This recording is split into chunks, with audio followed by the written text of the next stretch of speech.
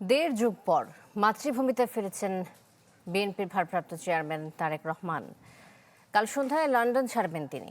সব ঠিক থাকলে বৃহস্পতিবার দুপুর নাগাদ পা রাখবেন দেশের মাটিতে।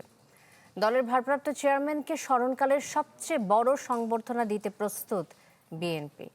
দলটির আশা, সেদিন 50 লাখের বেশি নেতাকর্মী জমায়েত হবে ঢাকায়। শাহনেওয়াজ বাবলুর রিপোর্ট দেখুন।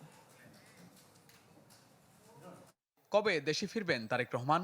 5 আগস্টের পর থেকে এ নিয়ে জল্পনা কল্পনার শেষ ছিল না। অবশেষে সব সংশয়ের অবসান ঘটিয়ে মাতৃভূমিতে ফিরছেন বিএনপির কাণ্ডারি।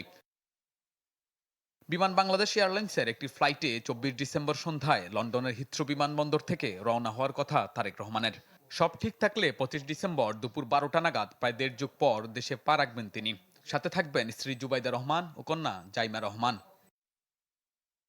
বিমানবন্দর থেকে সরাসরি পূর্বাচলে যাবেন তারেক রহমান। সেখানেই তাকে স্মরণকালের স্মরণীয় সংবর্ধনার প্রস্তুতি নিচ্ছে বিএনপি। 300 ফিট এলাকায় চলছে মঞ্চ তৈরির কাজ। আগামী পরশুদিন উনি আসবেন। আজকেই আমরা দেখতে পাচ্ছি বিভিন্ন জেলা থেকে লোক আসা শুরু হয়েছে। তো সুতরাং 25 তারিখে এখানে মানে মানুষের মহামিলন এবং মহামেলায় পরিণত হবে, এই ব্যাপারে আমরা নিশ্চিত। ব্যাপক জনসমাগম সেদিন হবে। বিএনপি নেতাদের প্রত্যাশা, তারেক রহমানের স্বদেশ প্রত্যাবর্তনের মাধ্যমে সুসংহত হবে দেশের গণতান্ত্রিক যাত্রা, কাটবে রাজনীতির মাঠের বহু অনিশ্চয়তা।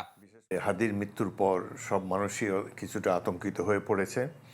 তবে এগুলোকে পাত্তা দিলে তো কেউ রাজনীতি করতে পারবে না এই দেশে। জনগণের যিনি নেতা হবেন এসব কিছু মেনে নিয়েই, মাথায় নিয়েই তাকে বিপদ সংকুল পথ পাড়ি দিতে হবে গণতন্ত্রের উত্তরণের জন্যে। আমার মনে হয় যে বিএনপির মতো এত বিশাল একটি দল, এত জনসমর্থন পুষ্ট একটি দল, তারা এই সকল হুমকি সহজেই তারা মোকাবেলা করতে সক্ষম হবে। এবং তারেক রহমান আমার ধারণা এই দেশে সম্পূর্ণ নিরাপদ থাকবেন, জনগণই তাকে নিরাপত্তা দেবে। সংবর্ধনা শেষে মা খালেদা জিয়াকে দেখতে এভারকেয়ার হাসপাতালে যাবেন তারেক রহমান।